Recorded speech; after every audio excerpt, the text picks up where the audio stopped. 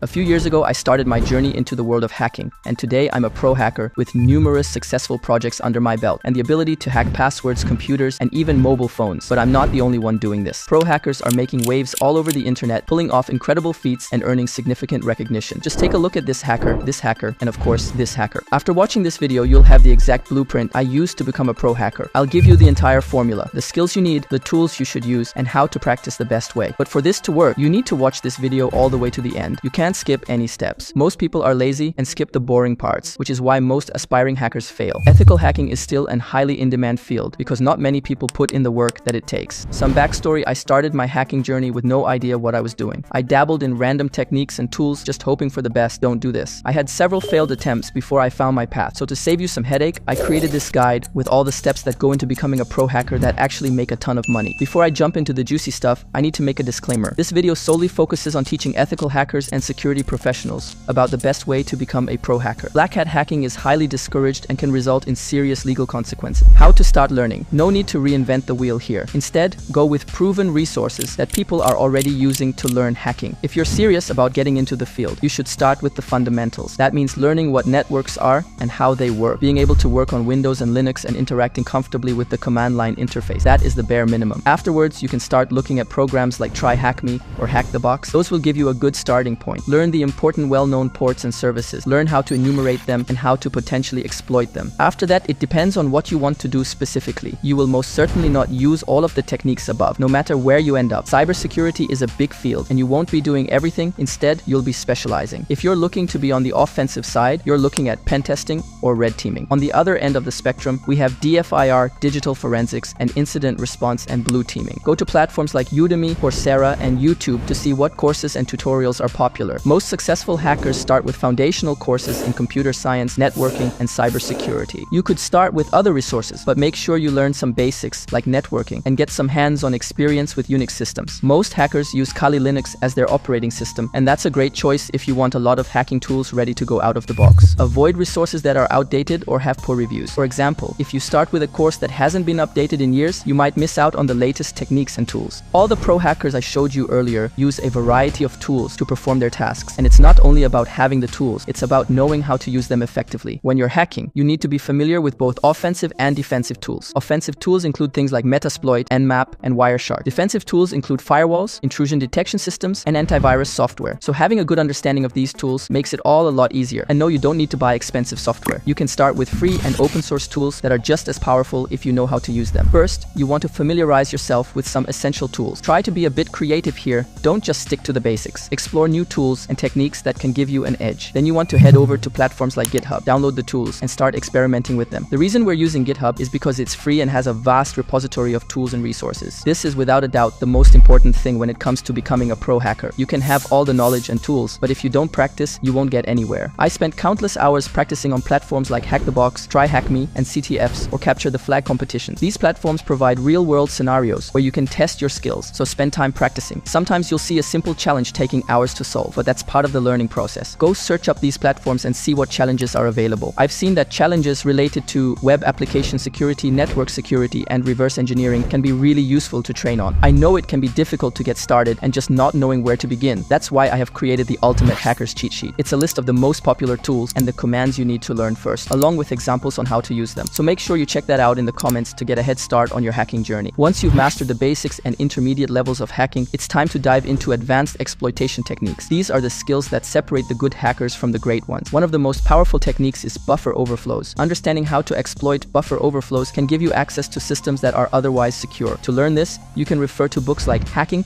The Art of Exploitation by John Erickson and take online courses on platforms like Pluralsight. Practice is crucial, and platforms like ExploitDB offer real-world examples where you can test your skills on vulnerable virtual machines. Web applications are a common target for hackers, and advanced techniques like SQL injection, cross-site scripting, and cross-site request forgery can be devastating if executed correctly. Tools like Burp Suite, SQL Map, and OWASP Zap are essential for mastering these techniques. Participating in bug bounty programs on platforms like HackerOne and BugCrowd can provide you with live systems to test your skills and earn rewards. Developing your own exploits can be incredibly rewarding and is a highly sought-after skill in the cybersecurity industry. Courses like Offensive Security's Advanced Web Attacks and Exploitation, AWAE, and books like The Shellcoder's Handbook are excellent resources for learning exploit development. Using Metasploit's framework, you can develop and test your own exploits, further enhancing your your capabilities as a pro hacker. Social engineering is the art of manipulating people into performing actions or divulging confidential information. It's a critical skill for any pro hacker. There are various types of social engineering, including phishing, pretexting, baiting, and tailgating. Phishing in particular is one of the most common and effective techniques. Tools like GoPhish can help you create and manage phishing campaigns, and simulating phishing attacks within your organization can test and improve security awareness. Understanding human psychology is key to successful social engineering. Books like Social Engineering: The Art of Human Hacking by Christopher Hadnagy offer valuable insights into psychological manipulation. Role-playing exercises and real-world simulations can help you hone your skills. Knowing how to protect against social engineering attacks is just as important as knowing how to execute them.